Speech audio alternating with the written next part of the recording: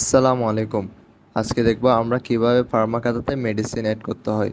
তো এর জন্য ফার্মাকাদাতে এসে লগইন বাটনে ক্লিক করব। লগইন বাটনে ক্লিক করার পর এরকম একটি সাইন ইন ফর্ম আসবে। এখানে আপনি যে নাম্বার এবং পাসওয়ার্ড দিয়ে অ্যাকাউন্টটি খুলেছেন সে ফোন নাম্বার এবং পাসওয়ার্ডটি এখানে দেওয়ার পর সাইন ইন বাটনে ক্লিক করুন। তো এরপরে এরকম একটি ড্যাশবোর্ড ওপেন হবে। সেখানে মোট বিক্রয়, মোট ঔষধ, লো স্টক, মেয়াদ উত্তীর্ণ, ক্রয় বাকি এগুলো সব শূন্য দেখাচ্ছে, কারণ এখানে এখনো কোনো মেডিসিন অ্যাড করা হয়নি।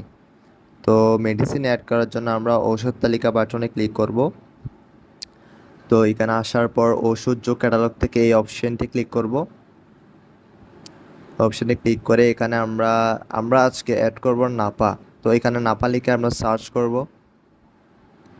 নাপা লিখে সার্চ করার পর অসংখ্য নাপার এখানে ওষুধ আসবে। তো আমরা আজকে অ্যাড করব নাপা 500 mg ট্যাবলেট। তো এটা সিলেক্ট করলাম। সিলেক্ট করার পর এগিয়ে যান বাটনে ক্লিক করব। এগিয়ে যান বাটনে ক্লিক করার পর এরকম একটি ইন্টারফেস আমাদের সামনে ওপেন হবে। তো এখানে প্রতি বক্সে 510টি করে ওষুধ থাকে, প্রতি স্ট্রিপে 10টি করে বা 10টি পিস। তো ক্রয় মূল্য অথবা বক্স রেট এখানে আছে। যখন আপনারা ক্রয় করবেন মেডিসিন তখন কি ছাড় মূল্যে কিনবেন না বক্স রেটে কিনবেন এটা এখানে যোগ করতে পারবেন। যেমন ধরেন আমি 25% ছাড়ে এটি ওষুধটি কিনলাম, তাই আমি এখানে 25 সিলেক্ট করলাম। তারপর এক বক্সে থাকে হচ্ছে 510টি। তারপর আমি আরও 40টি এক্সট্রা নিলাম, তাই 40 দিলাম। সরি, আলাদা পিসে 40 দিলাম।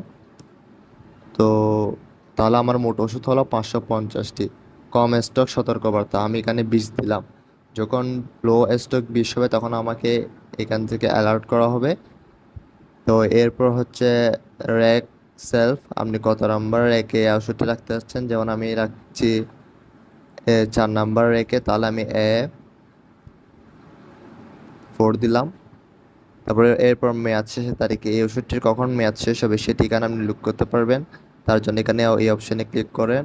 আমার এই ওষুধটি মেয়াদ শেষ হবে 6 মাস পর। তো আমি 6 মাস পর অ্যাড করলাম। তো এরপর ইনভেন্টরিতে যোগ করে এই অপশনটি ক্লিক করবেন। তাহলেই আপনার মেডিসিন অ্যাড করা সম্পূর্ণ হয়েছে। এভাবেই আপনি আপনার ওষুধটি ফার্মাকাদাতে যোগ করতে পারবেন। পরের ভিডিওতে দেখা হচ্ছে ইনশাল্লাহ। আসসালামু আলাইকুম।